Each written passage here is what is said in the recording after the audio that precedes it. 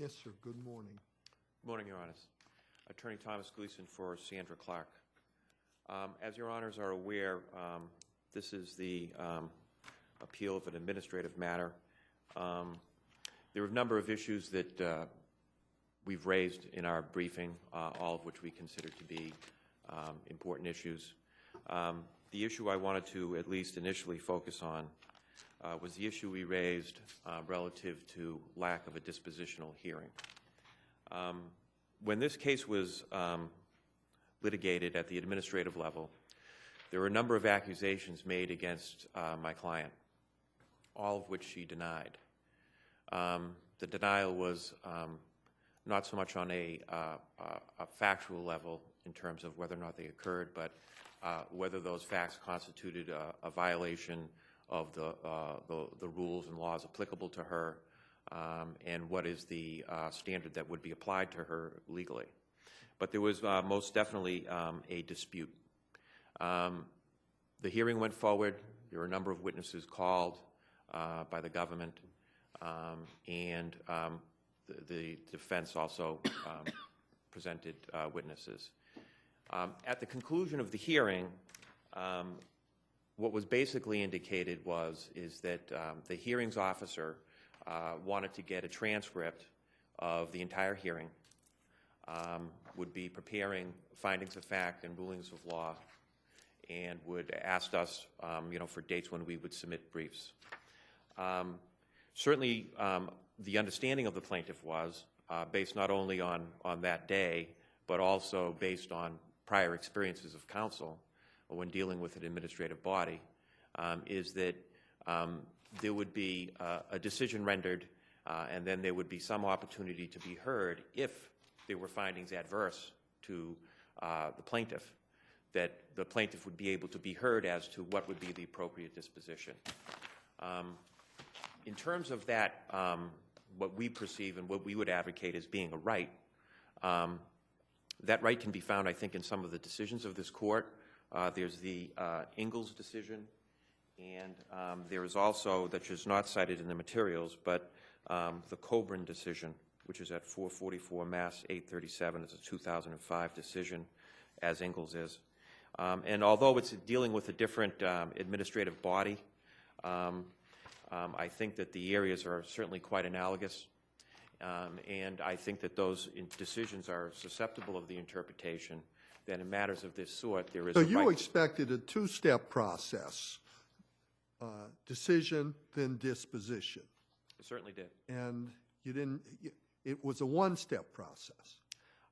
That's how it ended up.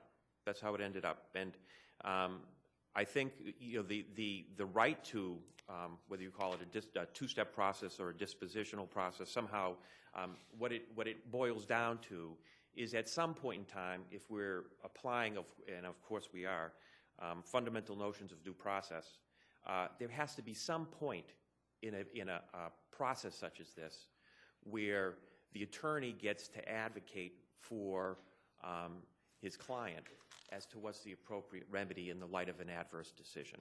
And you never got the opportunity to do that? You never got the opportunity. It's worth noting that in terms of the law, you have those decisions. You also have 30A, Section 11, subparagraph 7, which I think pretty much sets it forth, basically, that there needs to be some right to be heard, an opportunity to be heard, particularly when the decision makers are those people who are not hearing the evidence. They're going to be, somebody's hearing the evidence, a hearings officer, and then somebody else is going to be ultimately making the decision, although it's not really quite clear who's to make the original decision in terms of disposition. Is it the hearings officer or is it the board itself? But in any event, I think there has to be some point where we get heard. And what happened was the evidence was closed. They asked for briefs within a certain time period. Those briefs were provided.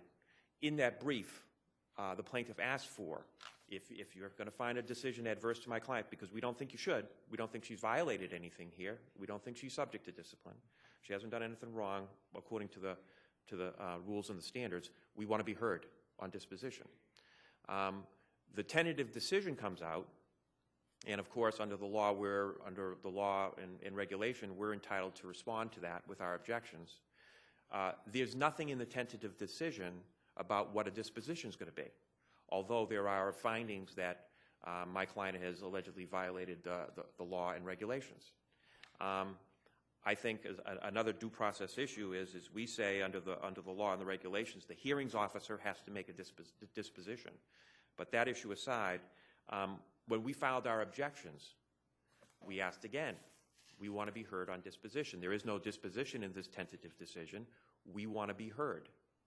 And ultimately what happened was, which raises an additional due process issue, is that not only were we not heard, but when this matter goes before the board, apparently there's some sort of quasi-judicial process, I'm using the words of my sister in a submission to this court, whereby the board asked counsel for the board, not counsel that was represented at the hearing itself and did the hearing, but counsel of the board to answer questions about disposition. And those questions, as I understand it from the submission being made to this court, is may concern other decisions of the court, and it may concern the disposition asked for at the beginning of this proceeding, my client's proceeding. So in our view, now you're getting into the issue of ex parte communications, which are specifically prohibited in many places, but specifically in the regulations that are dealing with a hearing of this type, and a decision is being made about my client, about her what disposition is appropriate here. In our view, when I look at due process, and you're dealing in a situation of this type, which is more similar to a criminal proceeding, really, than it is probably to any other type of proceeding, other type of civil proceeding. You're dealing with accusations being made, and you're dealing with, really the issue of punishment. This is my client's livelihood. This is her career of many, many, many years, and there are going to be decisions made about affecting that in very, very substantial ways. There has to be some point, as there would have to be in a criminal case, where if adverse findings are made, that the person's lawyer gets to stand up and say, well, this is what we think is appropriate to do in light of the decision that you've made. And there's nothing more fundamental than that. We think that it is in the process, it's included in the process in terms of the decisions of this court. We think it can be found in the state law that I've cited, and the regulations really aren't very specific on the issue, but I think there's a wealth of authority that my client should have been entitled to this. We would also say, just briefly on the other matters that we've raised in our brief, is that there are other due process concerns here as well. We're certainly aware of what the evidence is, and there wasn't really any dispute about whether my client wrote letters, whether she made phone calls. There wasn't a factual dispute about that. But the issue is what standard is to be applied to those behaviors. And at least on two of the accusations against her, for example, whether she was providing social worker services to a client, there were three different standards that were introduced into evidence. There was the regulation, which defined what social worker services are. There was state law, which is Chapter 112, Section 130. And then there was the testimony of the government's expert witness, which gave a different standard. Now, which standard is it that my client is going to be held to? Which one does she have to comply with? In terms of relationship with a former client, that particular issue, there were two different standards. The standard under state regulation is that you can't have a relationship with somebody, and of course I'm paraphrasing, if you know that it's going to cause some identifiable harm to that person. The NASW standard that was introduced into evidence, which apparently is what the board went by in order to discipline my client, is much broader. And my recollection of it is it's basically if you have a client, you never have a relationship with a client. You just don't do that. So there's two different two different standards there that are being used. So we would say that this decision is really rife with due process issues.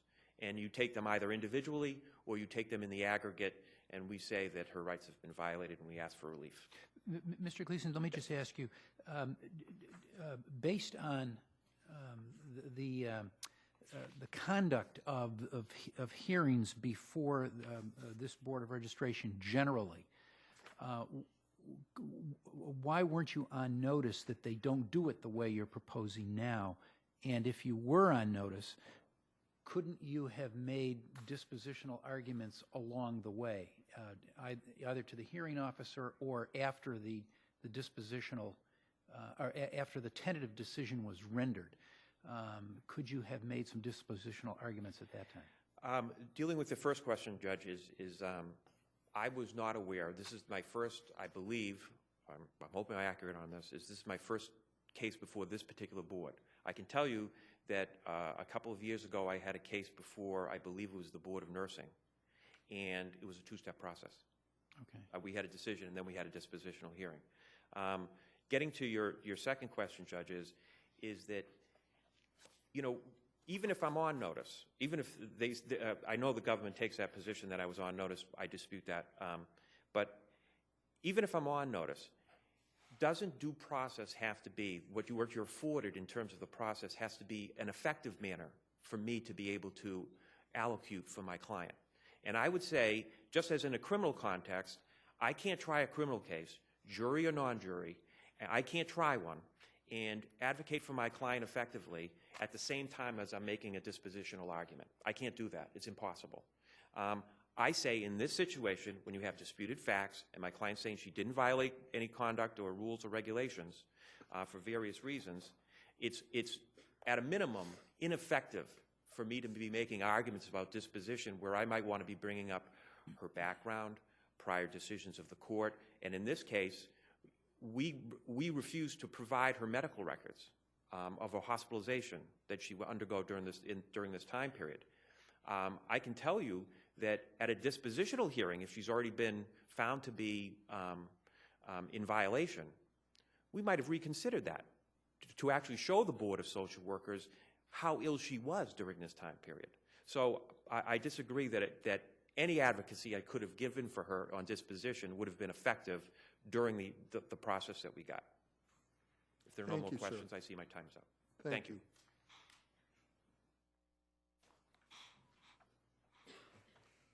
Good afternoon, Your Honors. Assistant Attorney General Annapurna Balakrishna on behalf of the Board. At the outset, Your Honors, I would like to emphasize that the proceedings before the Board and its hearing officers are not similar to criminal proceedings. It's not about punishment. Are there any other boards of registration that operate in quite this way? Don't have a separate hearing or at least opportunity specifically to... A two-step process? Yeah. Well, I haven't looked at all the other boards that are out there. I do understand the Board of Medicine, Registration of Medicine, does have a two-step process. I did note that in I believe it was the Langlitz case. Oh, no, I'm sorry. Was it Coburn, the case that my brother referred to? They decided that where there was no question as to fact, there need not be a two-step process. There was no adjudicatory proceeding. There was just a sanctions hearing. I believe it was Langlitz that states that in licensing proceedings, hearings need not comport in any particular form, and the hearing just needs to be appropriate given the circumstances. And this particular board has decided that one hearing is appropriate for their proceedings. This particular council was notified of that on the first day of the hearing. So yes. You say in Coburn, when there wasn't any issue at the first stage, they nonetheless had a proceeding on the second stage. Yes. And here, likewise, there wasn't really any fact issue about underlying facts. There was a question of how to deal with those facts, how to apply the standards, whatever they were, to the facts that were undisputed. So that was the second stage. I do believe here there were facts that needed to be found, as suppose they did bring an expert witness in to explain what the standards are, and also what a reasonably prudent social worker would believe, which was one of the standards in the regulations in determining whether or not an improper or dual relationship was created. So I disagree that there was no factual issues that needed to be found before this particular board. But I would like to go back to Langlet's in where it says that hearings need to be appropriate to the type of proceeding before this board. This board decided that one hearing was appropriate and notified the first thing the hearing officer said, and that's at the record, page 70102, and I quote, "This hearing will constitute your sole opportunity to submit evidence. Any appeal of the board's decisions as to sanctions will be limited to the record made of the hearing." So notice was given, and even though counsel may have disagreed with the board's procedure, counsel still had opportunity and notice that he still had to argue as to sanctions at some point, either before the board when giving evidence or in the post-hearing brief. And I do believe that he did argue about sanctions in the post-hearing brief. He said that if the charges were proved to be true, then a letter would be sufficient, and suspension was not necessary. But how do you answer, I'm sorry. Go ahead. How do you respond to what seems to me like a weighty point that if you're going to advocate effectively for, your client, you wouldn't necessarily put forward all of the facts in the first stage, which is the whether or not there's been a violation. That there may be facts that are that would tend to create a decision you don't want on the violation stage. But that if there's a violation found, that you might then want to put in facts. How could you be an effective advocate and do it all at once? So that might there not be due process considerations about this board's decision or set of regulations that provides for only this one-step hearing? Maybe there's something implicitly wrong with that. Well, there's no law, statute, reg, or regulation or precedent that states that a two-step process is required.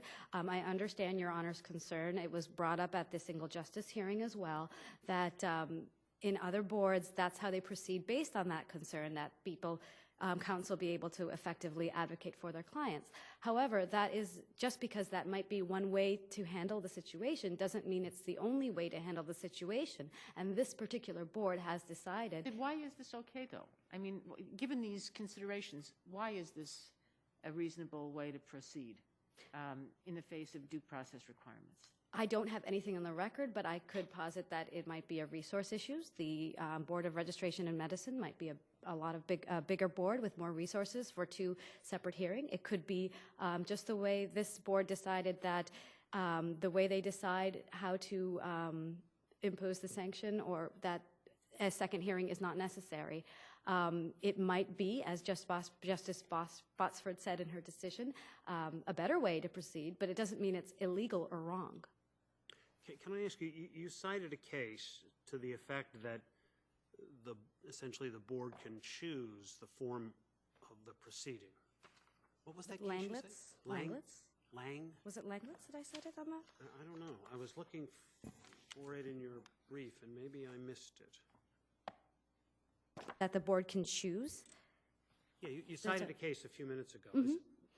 I cited Langlet's for the Langlet's, and I can give you the cite on that. Please. For the proposition that hearings need not comport with any form. Right. I can give you the cite for that right now. I have it here. Excuse me. Oh, it is 396 Mass 374. And then Coburn, for that the hearing must be appropriate given the nature of the case. That is 444 Mass 837. I'm familiar with Coburn, but, Yep. but this other case I'm not familiar with. Is it cited in your brief? I don't see it. I don't think it's cited in my brief, Your Honor. Okay, and what's the name of the case again? It's called Langlet's. Langlet's? It came up in my preparation for argument. Okay, So that was 396 Mass 374. thank you. So this particular board, Your Honor, has decided that this is the procedure that they would like to implement in deciding their licensing cases. there's no statute or regulation or case that says this is wrong. And we believe there's no due process violation, as notice and opportunity as to what this counsel needed to do for his client was provided to him at the very beginning of the hearing, at least. He could have requested a continuance if it required him to prepare differently, and he did not do that. He did advocate for sanctions in his post-hearing brief. He did ask that a letter be appropriate as opposed to suspension or revocation. He was on notice that suspension and revocation was at issue here, as that was part of his opening statement, that his client faced suspension or something worse. So on these facts, I don't believe there is a due process violation, and there is nothing wrong with the board's procedure in this case. The evidence before the hearing officer and in the decision showed that this particular licensee violated at least 3 of the board's regulations: creation of an improper dual relationship, practicing while mentally impaired, and disclosure of confidential information to third parties. Based on those violations, the board appropriately suspended her license for 5 years, 3 of which she must serve. This was not punitive. It is meant to protect the public, who the board has a duty to protect. The evidence showed that this particular licensee might not have been able to realize the harm that she was causing clients and the public in general. Was the 5-year suspension specifically referenced by the prosecuting attorney or by the board as a possible sanction during the hearing itself or immediately before the hearing began? The record shows that the 5-year suspension or the length of the sanction was not referenced on the record. Okay, so the possibility of a 5-year suspension was, in this case anyway, it first surfaced in the final decision. That's where it appears in the record, Your Honor. So reference to a suspension was there, but not a 5-year suspension. Not in the record, Your Honor. Okay. There are no further questions? Thank you very much. I rest on my papers. All rise.